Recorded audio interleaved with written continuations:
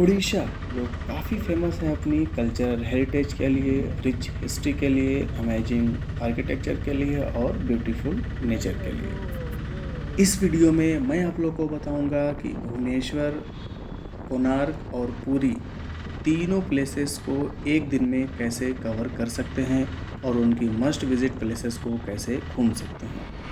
अगर आपके पास सिर्फ एक दिन है उड़ीसा घूमने के लिए तो नहीं, तो उड़ीसा घूमने के लिए आपको कम से कम 3-4 दिन का प्लान करके आना चाहिए, जिससे आप भुवनेश्वर एक दिन और कोणार्क और पुरी एक दिन घूमें और एक दिन चिल्का लेक जाके घूम सकते हैं। ये यहाँ की उड़ीसा की सबसे फेमस जगह है। भुवनेश्वर में एक एयरपोर्ट है, रेलवे स्टेशन है और बहुत बड़ा बस स्टैंड है, तो आप नियर बाई स्टेट से आसानी से पहुँच सकते हैं। भुवनेश्वर पहुंचने के बाद अगर आप कहीं स्टे करना चाहते हैं तो आपको बहुत ही बजट में होटल्स मिल जाएगा, एक 500 के आसपास में। और खाने पीने का भी सब यहाँ पे बहुत ही बजट में है, तो आपको बहुत ज़्यादा खर्चा नहीं लगेगा भुवनेश्वर घूमने के लिए। और उड़ीसा घूमने के लिए ये बहुत ही बजट में टूर आप प्लान कर सकते हैं यहाँ पे। तो वन डे में अगर घूमना है तो सबसे पहले आप भुवनेश्वर पहुँच जाइए। अगर आप मेरी तरह सोलो ट्रैवलर हैं तो एक ऑटो बुक कर सकते हैं या तो बाइक रेंट ले सकते हैं। उससे आप भुवनेश्वर की लोकल साइट सीन कर सकते हैं, जिसमें सबसे फेमस है लिंगराजा टेम्पल और उदयगिरी हिल केव, खांदागिरी हिल केव, धौलीगिरी। ये आप 3 से 4 घंटे में घूम के उसके बाद बस स्टॉप से आप डायरेक्ट निकल जाइए कोणार्क के लिए। भुवनेश्वर से कोणार्क की डिस्टेंस है 60 किलोमीटर, तो 1.5 घंटे में बस से आप पहुंच जाएंगे कोणार्क। दोपहर में वहां पे घूम के शाम होने से पहले आप वहां से निकल जाइए पुरी के लिए। अगर आप 2 से 4 लोग हैं तो सबसे बेस्ट है आपके लिए कि आप एक 4 व्हीलर बुक कर लीजिए। सबसे पहले आप भुवनेश्वर घूमिए, उसके बाद आप निकल जाइए कोणार्क टेम्पल बीच होते हुए आप पहुँच जाइए पूरी जगन्नाथ टेम्पल घूम के, पूरी बीच घूम के उसके बाद आप चाहो तो पूरी रेलवे स्टेशन से आप रिटर्न हो सकते हो। अगर आप सारे टूरिस्ट प्लेसेस पे बस से घूमना चाहते हैं तो उड़ीसा गवर्नमेंट की तरफ से OTDC, उड़ीसा टूरिज्म डिपार्टमेंट की तरफ से बस फैसिलिटीज़ भी अवेलेबल है, जिसको आप बुक कर सकते हैं OTDC पे जाके। इसमें आपको फर्स्ट डे भुवनेश्वर की लोकल साइट सीन करेंगे, 500 रुपये के आसपास में चार्जेस पड़ता है। और सेकेंड डे कोणार्क और पुरी के लिए ये लोग टूर ऑपरेट करते हैं, उसका भी चार्जेस 500 रुपीज़ के आसपास में है। और अगर आप चिल्का लेक भी घूमना चाहते हैं तो उसका भी 500 से 600 रुपये के आसपास में आपको लगेगा।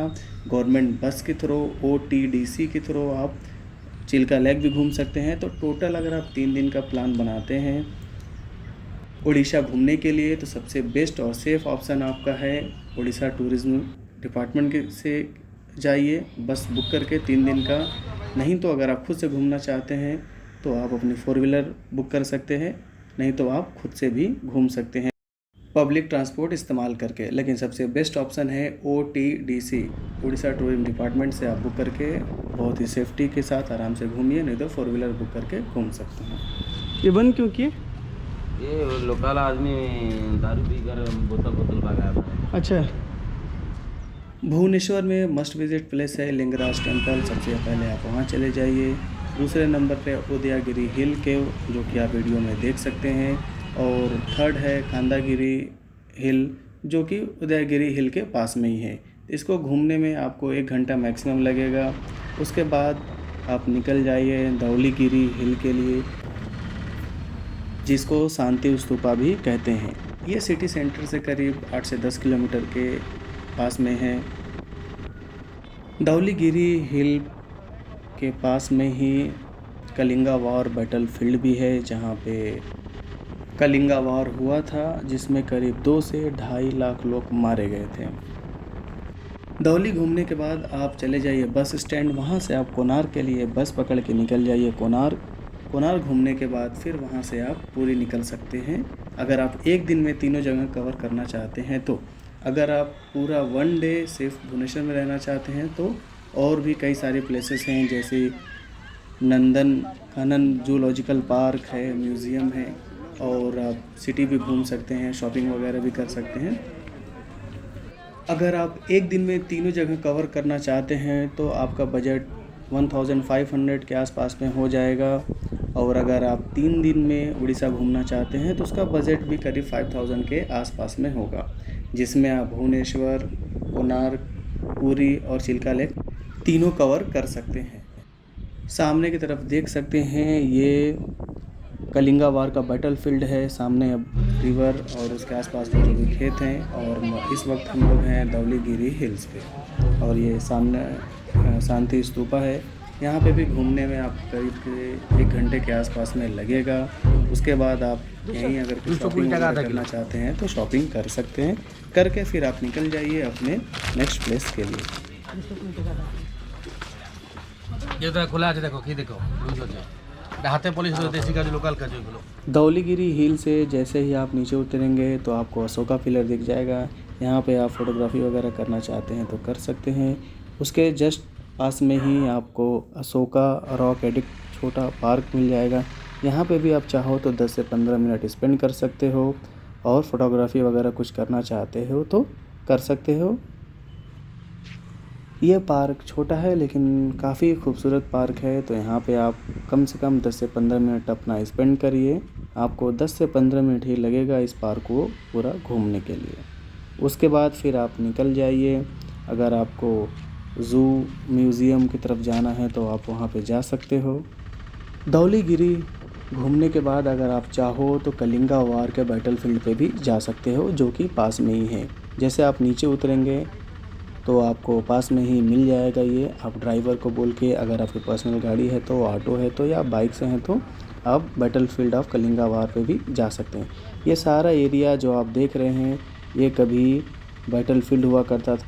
कलिंगा वार यहीं हुआ था और उसमें करीब 2 से 2.5 लाख लोग मारे गए थे।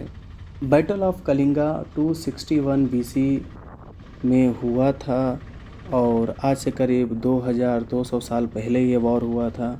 लेफ़्ट साइड में आप देख सकते हैं, ये है दया रिवर। ऐसा माना जाता है कि कलिंगा वार के दौरान इसमें से खून ही खून बहा करता था।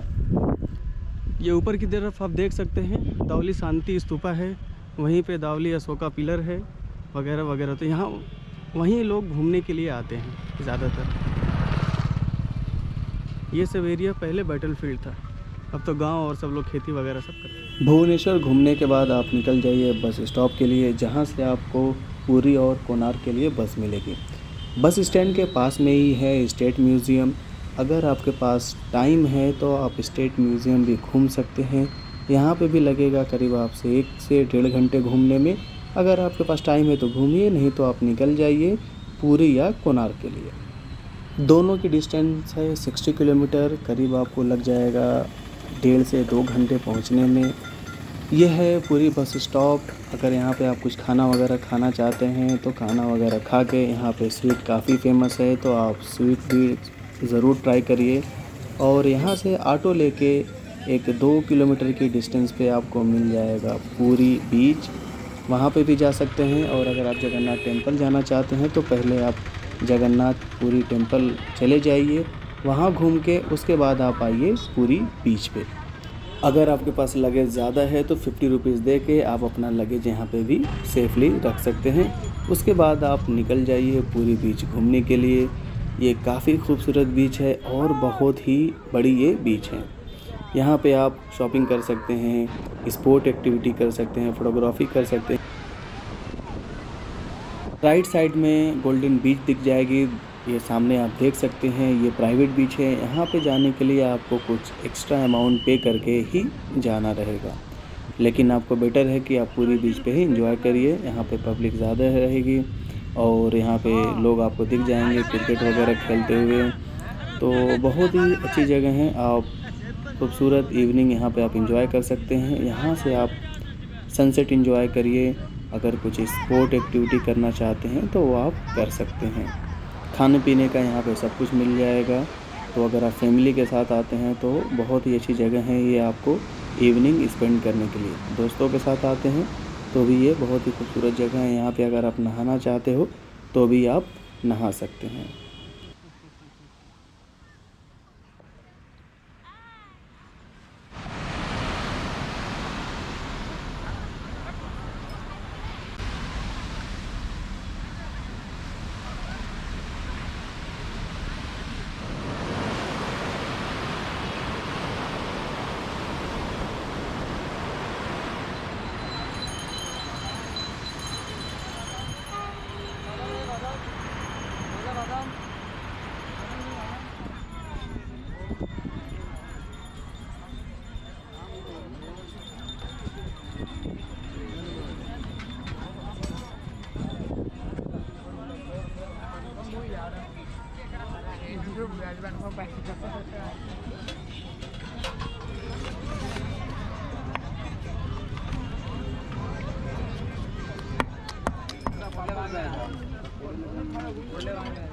প্লাস্টার বেসগুলো নিবে কম পড়বে কোনটা এটা তোমাকে 70 করে দিবে আমি बीच घूमने के बाद अगर आप यहाँ पे स्टे करना चाहते हैं तो आसपास में आपको होटल्स, बजट होटल्स मिल जाएंगे, नहीं तो आप रेलवे स्टेशन, बस स्टैंड के पास भी आप स्टे कर सकते हैं। अगर आपको वापस जाना है तो वहाँ से 1.5 से 2 किलोमीटर के डिस्टेंस पे है रेलवे स्टेशन। आप रेलवे स्टेशन से आप अपनी आगे की जर्नी कर सकते हैं।